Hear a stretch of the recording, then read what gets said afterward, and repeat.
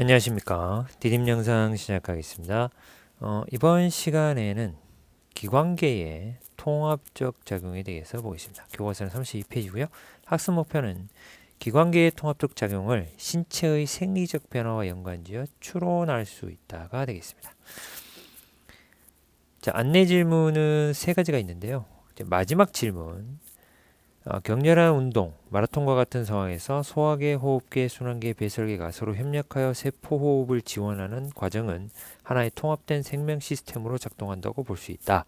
이 통합적 작용이 단순히 각 기관이 제 역할을 하는 것과 어떻게 다른지 신체의 생리적 변화와 연관지어 설명하시오라고 되어 있습니다. 첫 번째, 두 번째 질문은 어렵지 않은데 세 번째 질문이 조금 어려울 수 있어요. 이거는 수업 시간에 둘하고 둘남기 하고 나서 모두모두라고 토의해서 한번 답을 같이 찾아보면 좋겠습니다.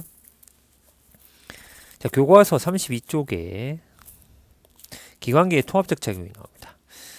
먼저 세포호흡과 기관계라는 말이 나옵니다. 세포호흡은 우리 지난 시간에도 했는데 세포호흡은 뭐예요? 생명활동에 필요한 에너지를 얻으려면 세포에 영양소와 산소가 지속적으로 공급되어야 하고 세포에서 생성된 노폐물은 몸 밖으로 내보내야 한다. 이렇게 되죠. 세포호흡은 세포에서 일어나는데 세포의 미토콘드리아죠. 마이토콘드리아의 세포 안에 있는 여기 이중막을 이렇게 되어 있는 이 마이토콘드리아에서 세포호흡이 일어나고 이 세포호흡이 필요할 때에는 뭐가 필요하다? 포도당과 산소가 필요하죠.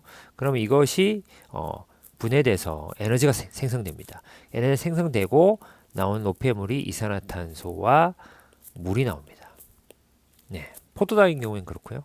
조금 달라지면 달라질 수 있어요. 그러면 여기서 이 에너지를 가지고 우리가 생명 활동이 일어나는데 그러면 세포호흡이 잘 일어나기 위해서는 우리 몸을 이루고 있는 여러 기관계가 통합적으로 작용을 해야 일어납니다. 그 중에 하나가 소화계입니다. 소화계는 세포호흡에 필요한 영양분을 공급하죠. 우리가 먹는 음식물에는 뭐가 있어요? 탄단지가 있죠. 녹말, 단백질, 지방. 물론 이제 뭐 무기업류, 바이타민 이런 것들도 있겠죠. 근데 녹말이 이제 섭취를 했어요. 그러면 이제 침샘이나 이런 위가 이런 이자나 작은 창자나 이렇게 해서 소화 효소가 나오죠. 그러면 녹말이 포도당으로 분해됩니다. 고분자 물질이 저분자 물질로 이화작용이죠.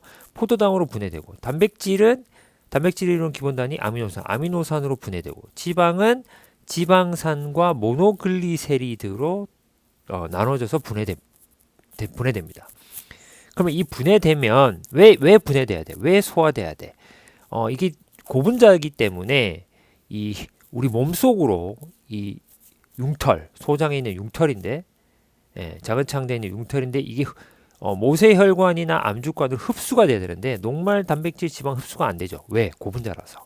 그래서 작게 분해돼야 된다. 소화돼야 된다.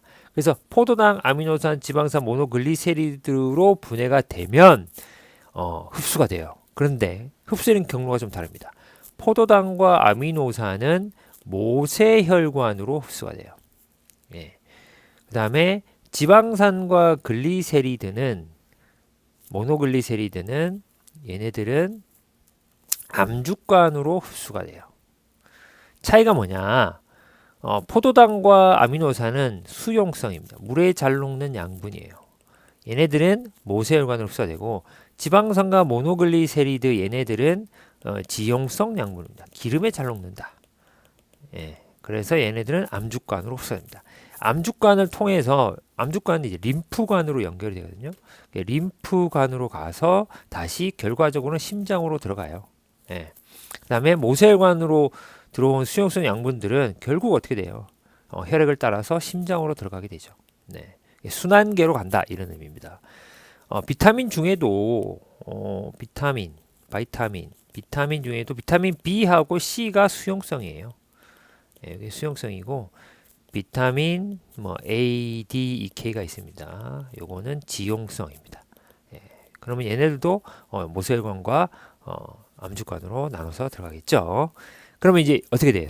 세포 호흡에 필요한 영양소 는 이런 식으로 소화계가 만들어서 심장으로 순환계로 넘겨준다 이 말입니다. 자, 그 다음에 세포호흡 하려면 산소가 필요하죠. 그러면 산소는 어떻게 하냐? 산소는 우리가 숨을 쉴 때 공기가 여기에 이제 뭐 질소도 있지만 산소가 21% 있잖아요. 그게 들어옵니다. 그러면 이 숨관이 옛날에는 기도라고 했습니다. 기도로 이렇게 공기가 들어오죠. 그러면 이제 기관지, 숨관 가지, 요런 여기로 이제 가면 끝 부분에 이 꽈리 모양으로 동글동글하게 이게 꽈리 모양이라고 하는데 꽈리 모양으로 이렇게 포도송이처럼 이렇게 되어 있는 조직이 있습니다. 이거를 허팍꽈리라고 그래요. 허팍꽈리.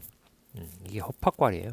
이 허팍꽈리는 여기 파란색으로 그려져 있고 여기는 빨간색으로 있는데 이게 모세혈관입니다. 이게 허팍꽈리를 모세혈관이 꽉 둘러싸고 있어요. 그러면 여기 좀 확대한 그림인데 이게 여기가 허팍꽈리예요. 허팍꽈리로 이제 우리가 숨을 들이쉬면 공기에 이제 산소가 들어오겠죠, 그죠? 허팍과리 산소가 많아, 산소 농도가 높아. 그러면 이 허팍과리를 둘러싸고 있는 모세혈관으로 산소가 확산되어 들어갑니다. 그러면 그 들어갔을 때 적혈구의 기능이 뭐예요? 산소분만이잖아요. 적혈구가 그 산소를 받아서 온몸의 조직 세포로 보내줍니다. 결국은 이 모세혈관이 일단 심장으로 가죠. 심장 갔다가 이제 심장이 이제 펌프에 의해서 온몸의 이제 조직 세포로 이제 이동하게 되죠. 그럼 온몸의 조직 세포에서는 그 산소를 받아가지고 세포의 마이토콘드리아에서 영양소와 포도당과 산소가 결합해서 이제 에너지를 만들게 됩니다. 그럼 에너지로 만들면 이산화탄소와 물이 생긴다 그랬잖아요. 그럼 이산화탄소를 다시 적혈구가 받아갖고 옵니다. 받아온 거를 허팍과리에서 다시 모세혈관에서 허팍과리로 이산화탄소가 이동하게 되죠. 그럼 우리가 숨을 내쉴 때 들이쉴 때는 산소지만 내쉴 때는 이산화탄소가 나가게 됩니다. 네, 그렇게 되죠. 자, 그러면 결과적으로 순환계 영양소도 소화계에서 소화된 영양소도 그렇고 이 호흡계에서 산소와 이산화탄소 교환도 그렇고 결과적으로 심장으로 가죠. 순환계로 넘어갑니다. 순환계로 넘어가면 자, 요 그림이죠. 요 그림인데 자, 방금 전에 본 소화계에서 소화된 분해된 영양소가 이제 혈액을 통해서 결국 심장으로 간다. 그 다음에 호흡계에서 산소가 이 모세혈관에 들어와서 결국 심장으로 간다. 그러면 심장이 이제 이 순환계잖아요. 이 순환계가 그 온몸으로 뭘 보내줘요? 소화계에서 흡수된 영양소와 호흡계에서 흡수된 산소를 온몸의 조직세포로 보내준다. 그럼 여기 그림에 보면 지금 여기 모세혈관입니다. 이게 모세혈관이고 이게 조직세포예요. 세포들이 여러 개 있잖아요. 그럼 여기서 이 산소 공급, 영양소 공급. 그러면 세포에서 산소가 연소해가지고 세포호흡이 일어나죠. 그럼 세포호흡을 일어나면 그 노폐물이 생깁니다. 뭐 이산화탄소, 물, 여기 암모니아라고 되어 있는데 암모니아는 단백질이 분해되면서 생기는 노폐물입니다. 왜냐 하면 암모니아는 분자식이 NH3예요. 질소를 갖고 있어요. 질소를 갖고 있는 애가 누구예요? 아미노산이죠. 네, 아미노산이 질소를 갖고 있어요. 그래서 이 아미노산이 이제 물질 대사를 하게 되면 분해가 되면 이 NH3에는 독성이 있어요. 독성이 있는 암모니아가 만들어집니다. 그러니까 이 독성이 있기 때문에 간에서 해독 작용을 합니다. 간에서 이 암모니아 독성을 해독을 하면 요소라는 물질이 만들어져요. 그러니까 이것도 노폐물이죠. 네, 이산화탄소 노폐물. 그래서 이 요소는 자, 여기 그림에 보면 이제 순환계에서 요소를 이제 받아가지고 간에서 이제 해독 작용한 거를 배설계 콩팥으로 보내주고 또 물도 콩팥으로 보내서 오줌으로 요소와 물이 배설되게 됩니다. 그 다음에 이산화탄소는 그렇죠. 호흡계로 배출되게 되죠. 예. 자, 이런 일련의 과정들이죠.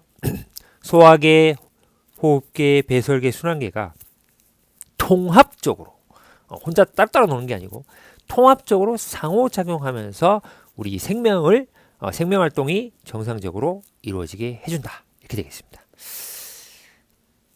자, 추론하는 거는 이제 수업 시간에 해보도록 하겠습니다.